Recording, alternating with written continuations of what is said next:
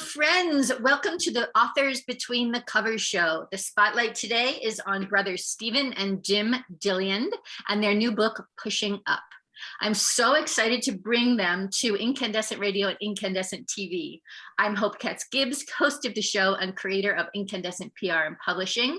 And I'm so excited about our newest publishing website, which shines a light on authors around the world. So these guys, Jim is in Canada, Stephen is in California, and I just want to throw it over to you guys to welcome you to the show. Thanks. Thank you, Hope. So glad to be here, and really happy to have this opportunity to share our story with people. Yeah, and it's a great story. So a little backstory first. I know Stephen Gilliland from Claremont Graduate University, where I attempted to get my master's in positive psychology. I was there for a year and got to know him and his amazing wife, Cindy. They had just come down to work at Claremont, which is in Southern Cal, about 30 miles east of LA.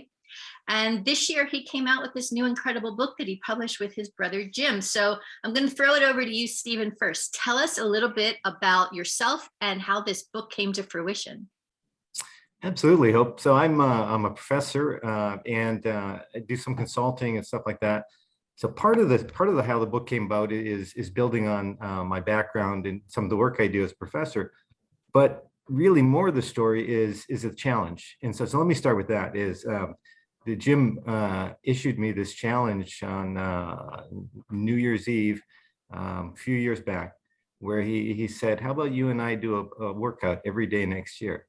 And it's New Year's Eve, so I'm just like, yeah, sure, that sounds fine. And then he makes it real. He says, okay, perfect. So we're going to take a picture and text it to each other to keep each other honest. And I'm just like, oh, okay, now this is getting real. And that just led to a year long of doing workouts, but even more of connecting. You know, we were connecting daily through text messages, living, more than 1,000 miles apart, but through those daily interactions, those daily text messages, we found a bond that was deeper than we've ever had in our lives as brothers, and it felt like a story that we wanted to share with people. And it's a leadership book too. So give us the premise of the book and what the mission is. Yeah. So the idea is we wrote the book in terms of 12 months. So it's got 12 chapters, one each for the 12 months that we worked out together.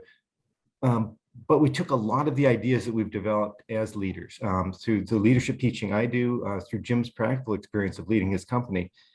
And we used the lessons that we discovered through the workouts to really draw some points about leadership, about what it means to set audacious goals and what it means to really commit to something. Not just I will try, but an honest, I will do this. And what we found is that by pushing ourselves, we found deeper and deeper connections, and we learned more and more about each other and about ourselves as people. And so that the idea was, how do we share the story with people about this transformation, this journey we've been on, and where it's took us as people, as brothers. It's amazing. And I love the 5 goals. So taking the I will commitment and achieving audacious goals, asking for help and finding a genuine connection, recognizing limits and preparing to fail. Amazing part of being a leader, right? That people don't think about. Embracing the should be fine as a mantra against doubt. I want you to talk more about that for sure. And practicing empathy and reaching out in times of loss. So Jim, that really comes back to you, times of loss. Tell us about who you are up in Canada and how this book has been so important for you. Absolutely, Hope. So my background has always been in finance. So I've been in the finance industry since the age of 20. And my writing has always been really trying to explain economic or financial terms in an easy manner. And so it's quite easy as an author to basically stand behind the page and talk about other things, but not necessarily about yourself. And so this was really a journey that I went on with my brother, where you expose some of the challenges that you've been on through life. And so when it talks about reaching out in time periods of loss, it's a really personal story as it relates to the loss of my son when he was 2 weeks old as a neonatal intensive care patient. And the first person I called was my brother. And he was on a plane within several hours, even though we had lots of things on the go, including a Halloween party. And I can remember just waiting for him to arrive and how important, that first embrace and seeing him there and having him with me on that journey. And so this book was really an opportunity to, uncover some of those hidden scars that develop over time and show how when you are able to reach out into loss, in time periods of loss, how you can transit those really challenging times a little bit easier. None of these things are easier in life. We all deal with challenges, but if you're able to reach out to those that care in those time periods, they can have such an important landing pad for you as you navigate through those uncertain times. Yeah, absolutely. And that hits everybody, especially in this pandemic and times of loss. There's a loss of so many old systems and people. So you called Stephen on New Year's Eve and I issued this challenge. Take us back to that moment. We had just spent some time together, and going back since being a child, I'm 7 years younger than Stephen and 9 years younger than our older brother, and all of us moved out to attend university pretty early. And so, there was a lot of my time period when I was growing up when I would only see him on holidays or on the summer. And it was so challenging that, when he left, just that feeling of emptiness that you're not sure when the next opportunity was to connect. And having been through that, through just spending time with him at Christmas, I was thinking, hey, you know what, there's got to be a way that we connect. And in today's digital age, it is so much easier to connect, whether it's through Zoom calls or through text messages or even photos. Why can't we use that as a way to connect daily? It's not something that you would normally think about. And it's one thing to connect and say, hey, how are you doing? But how about if we connect on a level where we're trying to do something to build together, to try to work towards goals together and use that as an opportunity to cement our friendship and our relationship as brothers outside of what you would normally see just through these occasional trips. Oh, so it worked on so many levels. All right, Stephen, take us to chapter 1 and take us through the 12 months. What happened? Did you accomplish your goals? What did you learn that you didn't think you would? So just start telling us the story. Yeah, so the workout started out, the day one, it's New Year's Day, it's the day after New Year's Eve. So, it's generally feeling a little slow. So I had a Tai Chi class or something like that for my first workout. And then I get the text from Jim and he's like, finished 5-mile run in the snow. I'm just like, okay, I've got to up my game. And I think that just, so then I went out for a long run the next day. It started that little bit of that natural competition. And we were not competing in this challenge at all, but I think we were spurring each other on. And then, Jim showed me an app for doing push-ups to, where you could increase the number of push-ups. So we just started adding push-ups in, getting up to 100 push-ups and so on. And then he issued me a challenge in February for the month of March saying, well, how about you and I do 10,000 push-ups each in the month of March? And I'm just like, what? And he said, no, it's reasonable. He said, you can do 40 now. You just do, and I'm just using the word just, you just do 4 sets of 5 sets of 40 in the morning, and you do another 3-4 sets at night. It gets you 320. If you do 320 each day, that's 10,000 for the month. So he issued this challenge and then he broke it down just like a coach would, right? And showed me that it was possible. And we did it. We did 10,000 push-ups. And then because, we call it our own personal March Madness, because of that, then we just started doing that every quarter. So June, it was 15,000, September, it was 20,000. And then we went for the whole works for 30,000, 10,000 push-ups a day, or 1,000 push-ups a day in December, and accomplished it. And none of these things would have been possible without this. Yeah, there's no way I would have the perseverance to do 1,000 push-ups a day, every single day in the month of December, if it wasn't for this challenge.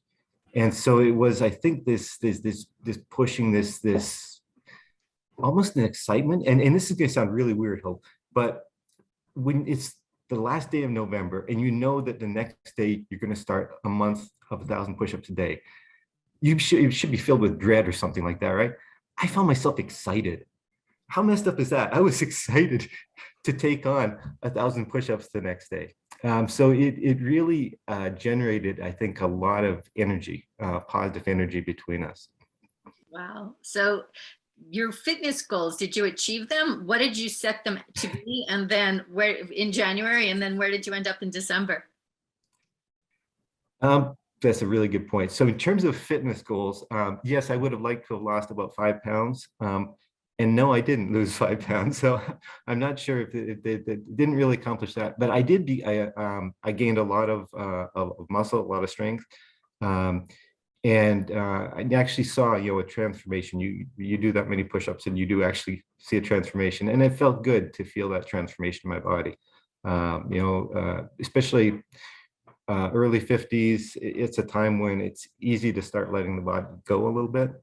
And this felt to me like taking control of my body again, taking control of my aging, and kind of maybe shaping my body more into what I was wanting it to be. And how about you, Jim? What has your experience been? For me, I'd say throughout my 30s, working out and trying to stay fit was really episodic. I've always worked in finance and always worked in the West Coast, either here in Vancouver and San Francisco. And so the challenge with working in the West Coast when you're in a industry that operates on Eastern Standard Time or Eastern Time is that you're always having to get up early. And so I'm usually up at 5, try to get in the office pretty quickly thereafter. And it doesn't really set yourself up for success as it relates to fitness. And then when I was in California, I worked for one of the world's largest investment management firms. I had a very senior role, a lot of traveling through state capitals as well as internationally. And that also absolutely wrecks any opportunities for building consistency. And so probably getting into my 40s is when I started to take some of the management tools around, setting goals, breaking them down, holding yourself to account, getting support, and trying to apply them to fitness. And that was through some running, some marathons, and some other goals in the meantime. And so this journey with Stephen was really exciting as an opportunity to utilize some of those lessons to work on it together, to have some shared goals, because inherently fitness is a very personal goal. It's what you want to get out of your body.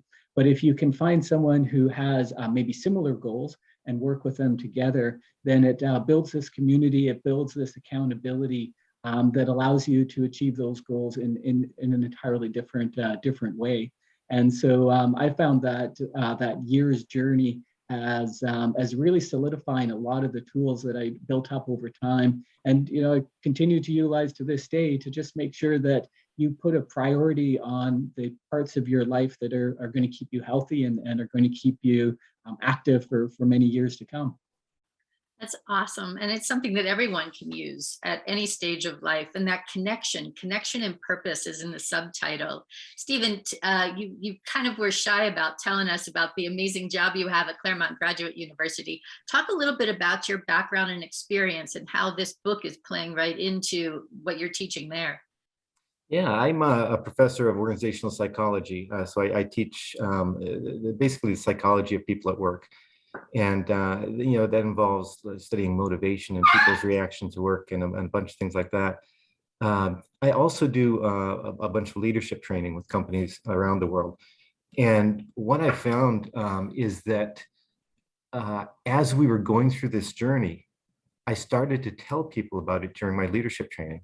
And I remember a group of leaders at Microsoft I was training, and they just got so into the story of the push-ups and the challenges and the workout. And I could see it inspiring and motivating them. And that started to set the seed in my mind of maybe we have a story to tell people here. Maybe this journey that we're on could be actually used to inspire other people as well. And so there was that blending of the consulting work, the training I was doing with the journey we were on. It really, to me, opened up a whole new avenue. And I think that's what, in my mind, turned this into a book about leadership. That, you know, it could have just been a story about two brothers. It could have just been, but the fact that we were able to kind of take our experiences and pull out those ahas. What is it that people can learn? People who are leaders, people who just want to apply leadership to their lives. What can they learn from what we went through? And so for me, it was really that fun opportunity to take personal connection with my brother and tell a story that hopefully helps other people at work. And just, you know, one additional little piece of self-disclosure is I'm not a person who shares personally what's inside me very easily. And so writing this book was one of the hardest things to do because I was opening up. I mean, I've written academic papers and, you know, and that's fine. I have no qualms about that. But to share something as personal as this was, it really made me nervous to do it, to write it, to publish it. Well, that's good. It kind of got you pushing up in new ways. And I think that's what's beautiful about the book is that it's so honest. On the cover of incandescentpublishing.com this month, we featured you, of course, and we shared the introduction to the book, which is your conversation back and forth. And I just absolutely love it. The vulnerability, the honesty. So last question to you both. Share one tip from the book that you'd like people to take away today. Go for it, Jim. Yeah, I think mine you referenced as embracing should be fine as a mantra against doubt. And you know, there's so many times in your as you traverse through life where you have those moments of self-doubt where you're just not sure whether you're going to be able to do it. And, you know, 95% of the time, everything absolutely is fine. But there's always that you know, concern, maybe I can't do it, maybe this time is different.